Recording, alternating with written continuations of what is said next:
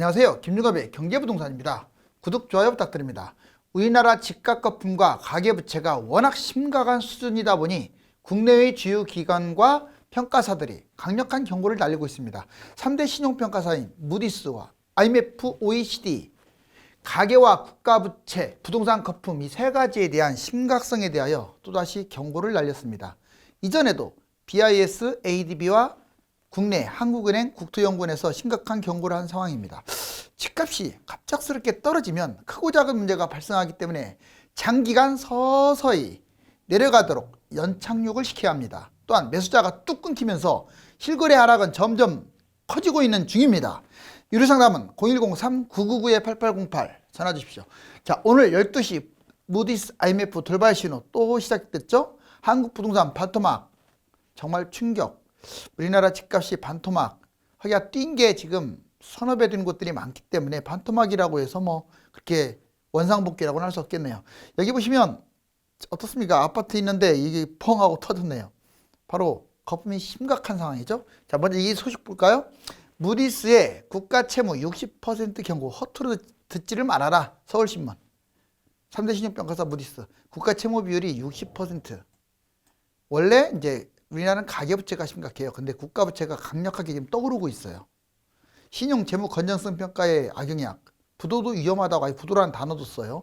자, 균형 예산보다 채무 지속적 증가 심각. 이 무디스가 주로 이제 그랬고, 피치나 S&P는 그 정도 심각하지는 않은데 한번 찾아봤어요. 급속한 인구 고령화로 장기적 한국 공공재의 위험성을 초래한다. 한국의 과도한 부채 증가율 심각하다. 이게 부채라든가 집값 거품에 대해서는 다 의견을 일치하고 있습니다. S&P 공기업 부채 심각, 대규모 공기업 부채의 잠정적 부채, 그다음에 북한 뭐 문제도 끄집어내고 있네요. 자, 그렇다면 IMF, OECD 이번에는 이걸 묶어서 한국 부도 경고한 것을 한번 말해볼까요?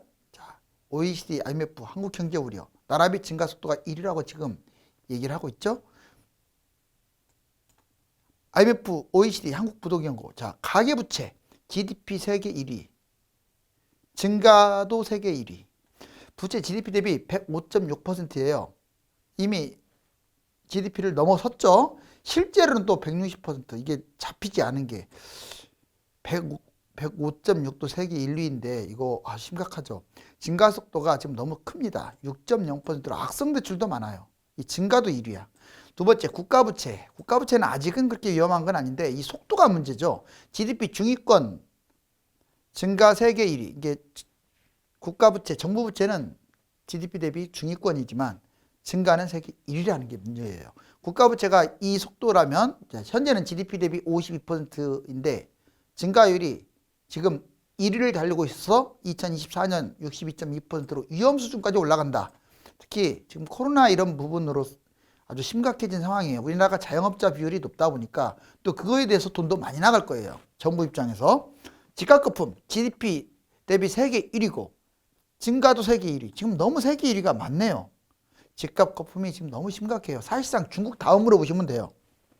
GDP 대비 1위. 미국의 4배입니다. 우리나라 이거 역으로 말하면 4분의 1 토막 나야 미국 그렇게 집값 올랐다고 하지만 GDP 대비 미국과 같은 거예요. 4배나 거품이 심하다는 얘기예요. 쉽게 말하면. 유럽에 비해서 3배. 증가 속도도 1위. 2020년 이후 특히 20년, 21년에 너무 많이 뛰었어요. 좋은 것은 또 안 좋아요. 잠재 성장률은 OECD 꼴찌입니다. 2000년 3.8%, 2030년 이후에 0%가 진행될 것으로 보여집니다. 그 이유는 저출산, 고령화, 또 집값 거품도 발목을 잡아요. 경제에. 가계부채도 발목을 잡고 이거 빨리 청산을 시켜놔야 돼요. 이제 IMF 세계 주요 국가, IMF는 우리나라에만 경고를 날린 게 아니에요. 다른 나라에 대해서 미국, 중국, 기타 신흥국들 경고를 날리면서 이걸로 인해서 이번 코로나발 세계 경제 위기, 금융 공황까지 올 수 있다라고 막 경제학자들이 지금 얘기하고 있죠. 먼저 IMF 주요 국가, 우리나라 간단하게 국가 채무 비율, 특히 국가 채무를 물고 늘어지고 있어요. 35개국 선진국 중에서 지금 1위다. 선진국 중에서 높다라는 게 문제죠. 그 다음에 증가율은 세계 1위라고 했잖아요. 2026년 GDP 대비 67%. 저출산, 고령화, 세금 급감, 세금 수의 증가. 지금 저출산 고령화로 세금은 줄어드는데 세금 수혜를 받는 인구는 늘어나기 때문에 이거 어디서 충당하겠습니까? 미국 경고, 이번에 미국은 인플레이션이 계속 지금 너무 심각한데, 아주 심각한데 금리 인상을 지금 안 하고 있어요. 말로만 한다고 하면서 자꾸. 물론 내년에는 3번 연타로 타닥 할 것 같은데, 그러니까 IMF가 경고하고 있어요. 이렇게 되면 금리 인상을 빨리 안 하게 되면 금융 불균형 지속돼갖고 세계 경제가 위기에 빠질 수 있다. 왜냐면 미국은 세계의 창이라고 할 수 있거든요. 마찬가지로 미국의 동생인 영국, 물가가 지금 심각한데도 금리 인상을 남을 나라 하고 있으니까 촉구하고 있어요. 중국에 대해서는 지금 경제가 8% 상반대에서 밑으로 지금 하향한 상황이에요. 강력한 부양책을 지금 쓰라고 지금 얘기하고 있습니다. 중국도 문제지만 중국이 성장을 못하게 되면 중국 금융 위기도 문제지만 다른 나라에 엄청난 악영향을 줍니다. 헝다 등 부동산 문제, 더군다나 원자재 급등, 이 겨박제가 막 쌓이면서 만약에 중국이 성장이 계속 둔화되면 세계 위기가 올 수도 있어요. 자, 신흥국가 경고를 하고 있습니다. 물가가 계속 올라가죠. 부채는 심각하죠. 이제 미국 테이퍼링, 금리 인상이 지속적으로 되게 되면 신흥국가 긴축 발작할 나라들이 나올 거예요. 발작을 한다고요. 자, 돈을 이제 수거하게 되면 국가부채 플러스 팬데믹, 이 사건 때문에 그러는 거예요. 빚들이 많아요. 각 신흥국가들이. 자본이 이탈입니다. 주가 다 빠져나갈 거예요. 외국인들이. 우리나라는 지금 주식으로는 신흥국으로 포함되어 있죠. 자, 자본이탈 경제위기, 팬데믹 자본이탈 경제위기, 이런 것들 걱정하는 거예요. 아파트 단독 다가구, 이거 아주 여러분들 궁금할 거예요. 자, 이거 아파트 단독 다가구가 상승장과 하락장 때 각각 얼마씩 빠지고, 그럼 황금성은 어떠냐, 어느 게 좋냐 나쁘냐, 이거를 확실하게 보여드릴게요. 자, 물론 예외도 있지만 평균이 중요하겠죠. 자, 여기 아파트 500세대 이상, 그 다음에 단독 다가구, 보통 이거 많이 갖고 있죠. 통건물. 그 다음에 빌라, 오피스텔, 도시 형성할 때는 그냥 묶어버렸어요. 도시형이 아파트에 들어간다지만 사실상 오피스텔로 보시면 돼요. 자, 그리고 2007년 상투장, 13년 바닥장, 2021년 상투장 현재까지 보여드리고, 그 다음에 2026년과 32년 예측까지. 자, 그러면 2007년에 상투장 때 다 4억이 있다고 이제 가정을 했어요. 자, 아파트 4억, 단독도 4억, 빌라도 4억. 그러면 이제 앞으로 어떻게 금액이 달라지는지 잘 보세요. 여러분들이 뭘 끌고 가야 할지가 답이 나와요. 상투장이니까 잘 팔리죠, 아파트. 그런데 단독 다가구는 잘 팔리지 않아요. 상투장이라도. 그냥 보통 팔려요, 보통. 생각보다 안 팔린다고요. 뭐 최악은 아니지만, 그런데 여기서 더 심각한 건 빌라, 오피스텔, 도시형 생활주택은 아예 팔리지도 않아요. 상승장인데도. 진짜 상투장이나 돼야 어떻게 팔릴까 말까 해요. 자, 이제 같은 4억인데 상승장에도 잘 팔리는데 얘는 보통이고 얘는 안 팔린다. 이거 기억하세요. 2013년 바닥장, 이제 하락장에는 더 심각해져요. 보세요. 자, 4억짜리가 2.5억으로 떨어집니다. 아파트가. 잘 팔려요. 아파트는 하락장에도. 물론 세대수 적은 것들은 안 팔리겠죠. 그 다음에 단독 다가구 안 팔립니다. 이거는. 물론 덜 떨어진 것처럼 보여요. 거리가 잘 없다 보니까. 그래도 실질적으로 하락장에는 단독 다가구가 좀 덜 떨어지는 경향은 있어요. 자, 빌라, 오피스텔. 얘도 뭐 뛴 게 없으니까 이렇게 많이 떨어지진 않지만 아무튼 안 팔립니다. 그런데 이제 중요한 건 다음 상승장 보세요. 올해.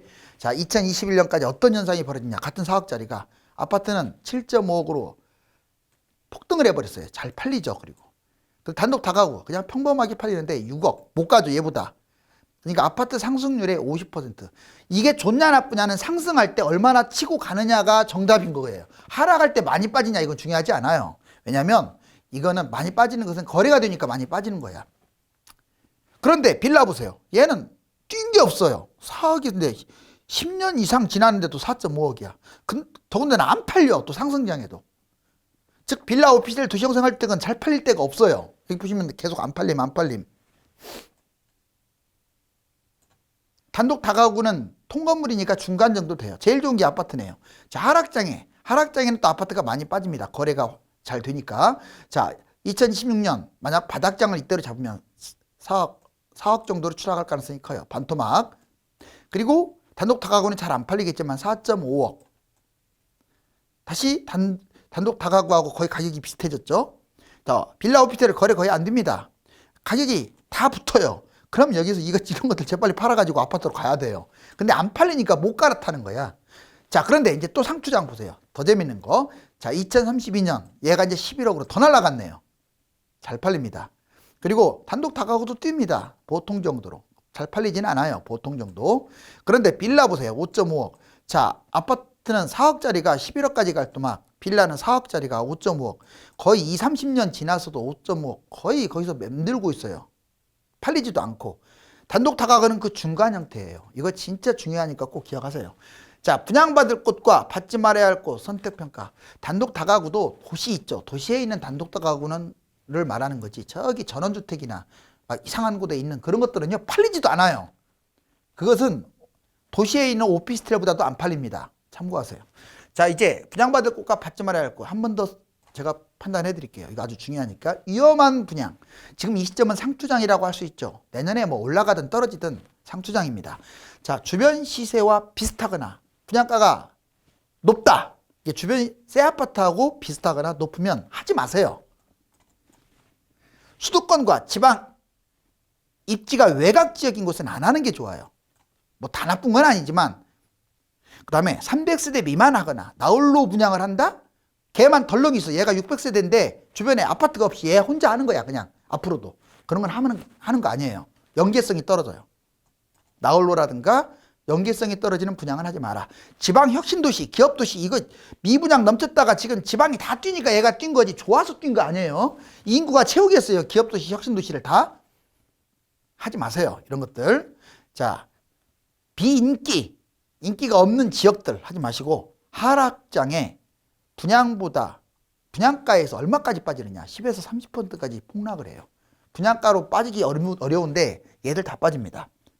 즉 분양가는 상승장 때는 이게 아파트가 올라가니까 10에서 40% 따라서 올라가는 거예요. 그래서 상승장 때, 상승장에도 초기나 중기는 괜찮아. 지금처럼 꼭지, 상투장의 분양은 아주 안 좋아요. 특히 이런 것들 분양은 안 좋아요. 자, 이번에는 이제 안전한 분양. 아까 위험한 분양은 이런 것들은 위험한데 상대적으로 안전하다는 거예요. 자, 주변 시세보다 낮아요. 그럼 안전하죠, 당연히. 그리고 서울, 3기 신도시, 지역의 핵심 이런 데는 설령 하락장 때 고분양가라서 하락장 때 별로 못 가더라도 올라갈 때는 날아갑니다. 보통 2배에서 4배까지 뛰어요, 얘들. 여러분들 2기 신도시 보면 그때 아무리 분양가 쌌다고 하지만 지금 2배 이상 안 뛴 게 있나요? 많게는 4배까지 뛰었는데요. 자, 그러니까 얘들도 마찬가지예요. 근데 이제 나홀로 있는 것들이라든가 연계성이 떨어지는 거라든가 이런 것들은 하면 안 돼요. 여기도. 자, 대단지, 재개발, 연계성이 있는 곳들은 분양 받으세요.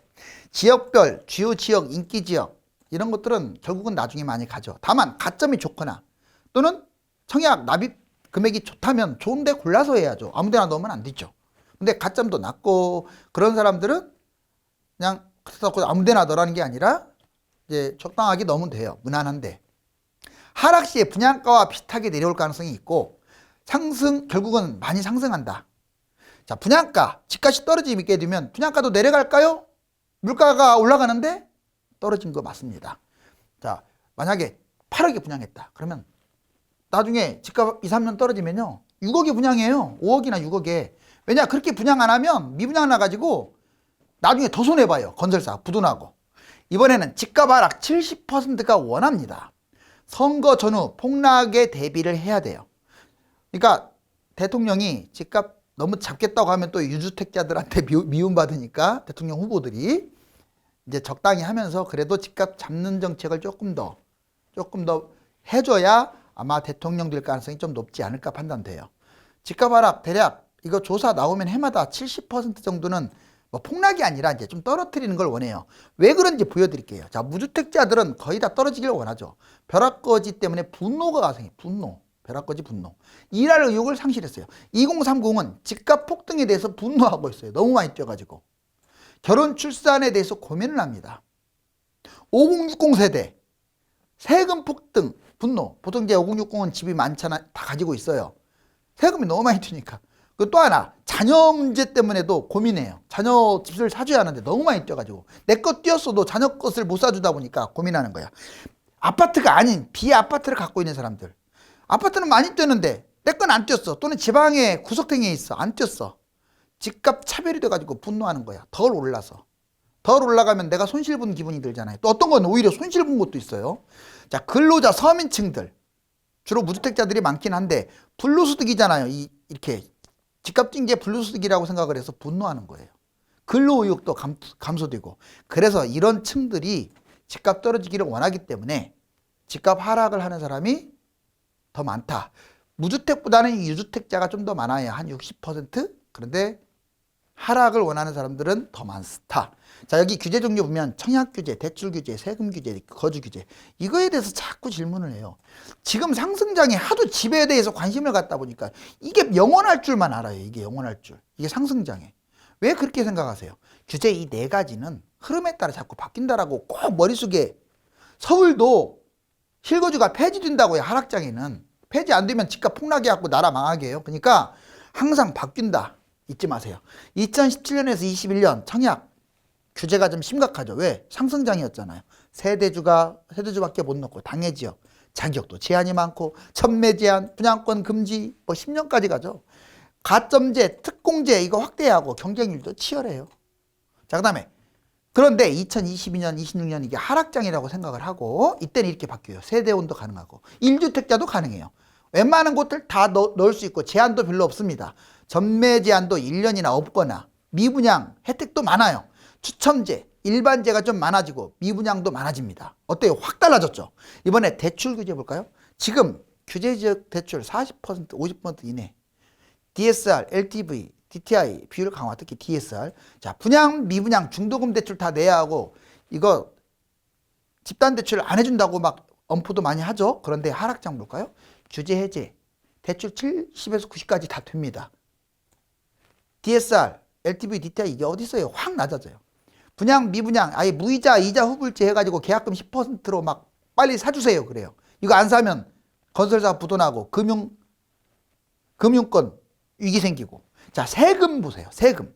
1주택자 취득세, 종부세 강화하고 일시적 2주택 기간도 1년밖에 안 되고 뭐 분양권도 집이고 세금도 강화하고 진짜 복잡하죠. 다주택자들 아예 그냥 난리 났어요. 취득, 양도세, 중과세까지 붙어갖고 어마무시하죠. 그런데 집값 떨어지면 1주택 취득세, 종부세 완화되고 일시적 2주택 기간도 2년으로 환원되고 실거주도 폐지되잖아요. 세금도 완화돼.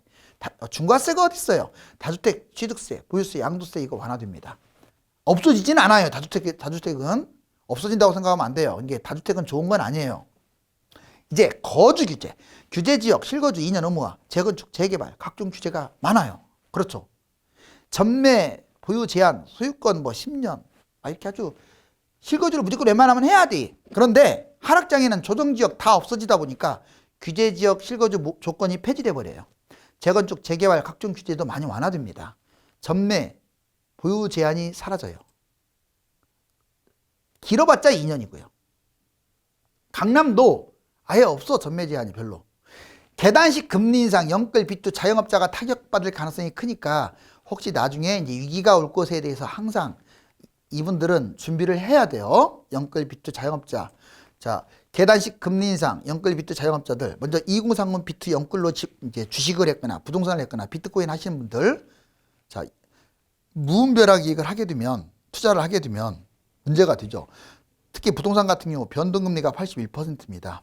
주식이나 가상화폐는 글쎄요, 여러분들 취향이겠지만 거의 80% 이상 탕진하니까 안 했으면 좋겠어요. 적당하게 빠져나오시고 부동산도 하락장에 좀 했으면 좋겠어요. 주식은 지금 위험합니다. 그 다음에 영끌 주택 매입 급감. 지금 이제 21년 들어서 급감했죠. 매수세가 이제 감소되면 집값이 하락한다는 뜻이에요. 자영업자들 245.6만 명이에요. 무려 831.8조. 엄청 많네요. 1인당 대출 금액이 3.4억이나 돼요. 여러분들 1인당 자영업자가 3.4억의 빚을 졌다는 거 이거 충격 아니나요? 코로나로 장기 폐업, 대출 중단, 인상 타격, 금리 인상하게 되면 엄청난 타격을 받게 되죠. 다중채무자들, 더군다나 악성 대출을 갖고 있는 여러 곳에 빚을 갖고 있는 다중채무자 무려 423만, 사업 실패, 빚투 영끌, 금리가 높은 이금융권, 사채까지 있어요. 비은행 대출 무려 61.7%. 바로 이분들로 인해서 금융위기가 터질 가능성이 크니까 그래서 조심하는 거예요. 항상 한국 집값거품에 대해서 가계부채 경고한 기관들이 많아요. IMF, 한국 가계부채 집값거품, OECD 주택거품, 그 다음에 BIS 가계부채 경고, ADB 한국 내 집 마련 부담지수가 아시아의 1위다. 블룸버그 코로나 유동성 부동산 급락할 수 있다. 요미우리 일본에 비해서 너무 심각하다. 18배다. 자, 한국은행 가계부채 집값거품이 세계 최고 수준이라고 아예 한국은행이 지금 얘기하고 있죠. 국토연구원 10년간 6.4% 하락할 가능성이 높다. 자, 공급과잉, 금리 인상, 장기 하락을 지금 염두하고 있어요. 국토연구원은. 자, 이제 매수자 실수하고 매도자 실수 반드시 기억해서 이것만은 하지 마세요. 이것만은. 자, 매수자가 이전 가격보다 올랐다고 해서 매수를 안 한다. 집은 꾸준히 거의 짧게는 2년, 길게는 10년 동안 올라가요. 그런데 바닥만 생각을 했다가 걔보다 뛰었다고 안 잡는다. 그거 보시면 안 돼. 조금 올랐더라도 추가 상승 여지를 판단해. 그래프를 보시라고요. 바닥만 생각하지 마시라고. 두 번째, 바닥에서 많이 올라서 계약을 안 한다. 많이 올랐다는 개념이 중요해요. 자, 예를 들어 3억이 5억으로 올라왔어도 서울이다. 그럼 지금 3억짜리가 얼마까지 갔어요? 10억까지 갔잖아요. 5억 이제 시작이었네요. 그러니까 이 전체적인 어떤 과거 시세를 이렇게 몇 개라도 외우고 있어야 돼요. 그러면 이런 실수 안 해. 바닥 시세 이전 하락 시세 보고 판단. 그러니까 바닥 시세만 보고 안 잡지 말고 이게 떨어진 걸 거 아니에요. 바닥이 6억이면 8억, 한 9억에서 6억으로 떨어졌거나 10억에서 6억으로 떨어진 건데 그냥 6억만 생각하고 지금 9억 왔다고 해서 안 잡는 거야. 그건 안 되는 거야. 그다음 집값이 안 뛴 곳들은 무시해버려요. 진짜로 뛰는 곳만 찾아다녀요. 영게 결국 안 뛴 곳들이 뛰는 거예요. 결국 보세요. 20년, 21년 어떤 곳들이 뛰었어요? 전국 방방곡곡 다 뛰었잖아요. 안 뛰는 곳들이. 무시하면 안 돼요. 집값 상승이 계속되면 결국 돌아가면서 뛴다 이 말이에요. 호재가 많고 집값이 더 오른다고 매수한다. 지금 많이 뛰었는데 이제 지금과 같은 상황이죠. 거의 2배, 3배까지 뛰었는데 돈은 별로 없으면서 여기 앞으로 호재가 있다라는 거, 언제 GTX가 들어선다는 거 이거 알고 그냥 사버리는 거야. 안 돼요. 그러면 자, 매도자들이 실수가 뭐냐? 안 팔려서 고생합니다. 하락장 때 잘 안 팔리잖아. 근데 어느 날 갑자기 거래가 돼. 이게 상승의 시작인데 팔아버리고 끝나. 하락장에 헐값에 팔고 갈아타지 않으면 망합니다. 그런 분들 많을 거예요. 그때는 판단을 하세요. 거래되면 던지고 더 많이 떨어진 걸로 갈아타세요. 하락장에는 팔고 끝나는 거 아니야. 마음고생해서 팔고 끝나는데 집값이 많이 올랐다고 매도해버려요. 많이 오른 개념이 중요하죠. 많이 오른 개념이. 근데 계속 올라갈 것 같으냐 아니면 올라갈 것 같지 않느냐 정책도 보시면서 바닥 시세 이전 하락 시세와 상승폭도 점검하세요. 그러니까 여기서 떨어진 거 올라온 거 이걸 같이 봐야 돼요. 그래야 실수 안 해요. 손해만 보다가 본전에 도달하니까 팔아요. 그런데 무슨 부동산으로 돈을 벌겠어요. 상승장의 본전 회복 후에 신고가, 서울 같은 경우는 신고가 정도가 아니라 이만큼 떨어졌다가 이렇게 뛰었잖아요. 이만큼 뛰었어요. 그것도 생각을 하면서 판단해야 돼. 지표 상승 중인데 팔고 폭락만 기다린다. 매주 시세가 나오고 매월 시세가 나와서 두세 달은 예측하기 쉬워요. 근데 분명히 계속 올라갈 걸 예측을 하는데 뭐 1년씩 올라간다 이것은 못 맞추더라도 분명히 꽤 올라갈 것이 뻔한데 그걸 팔아버려. 이게 자기 직감으로 팔면 안 돼요. 데이터로 팔아야 돼요. 사더라도 데이터로 사야 하고요. 그래서 데이터 보여드릴게요. 소득 대비 집값 예전에 이랬는데 지금 여기에 높네. 그 다음에 GDP 대비 옛날에 GDP는 이랬는데 얘 여기까지 올라왔어요. 높네. 자, 집값 엄청나게 뛰었죠. GDP에 대비해서. 그 다음에 역사상 고평가. 물가는 이렇게 올라갔는데 집값은 여기까지 올라갔어요. 지금 뭘로 비교를 해봐도 집값이 터무니없이 비싸. 통화량 대비 집값. 돈 많이 찍으니까 집값 올라갔다고 좋아요. 통화량 여기에요. 근데 집값은 여기야. 주택구매력 지수. 자, 이건 내려갈수록 안 좋은 거예요. 옛날에는 돈 조금만 있어도 잡았는데 지금은 이렇게 엄청나게 문제가 돼요. 자, 그리고 전세가율도 마찬가지. 내려갈수록 안 좋은 거예요. 전세가율이 이렇게 벌어진 거야. 매매가하고 전세가 비율이 벌어져 가지고 갭 투자하는데도 돈이 많이 들어가요. 지금은. 여기 보세요. 자, 이제 제대로 정부 정책이라든가 흐름이 딱 정중앙 관역을 향하길 바랍니다. 집값 거품에 대하여 현 정부마저 심각하게 경고하고 있는 상황이라서 새삼스러울 것도 없지만 해외 기관들의 경고는 심각하게 받아들여야 합니다. 지금은 부동산 정상화의 길로 가고 있는 중입니다. 감사합니다.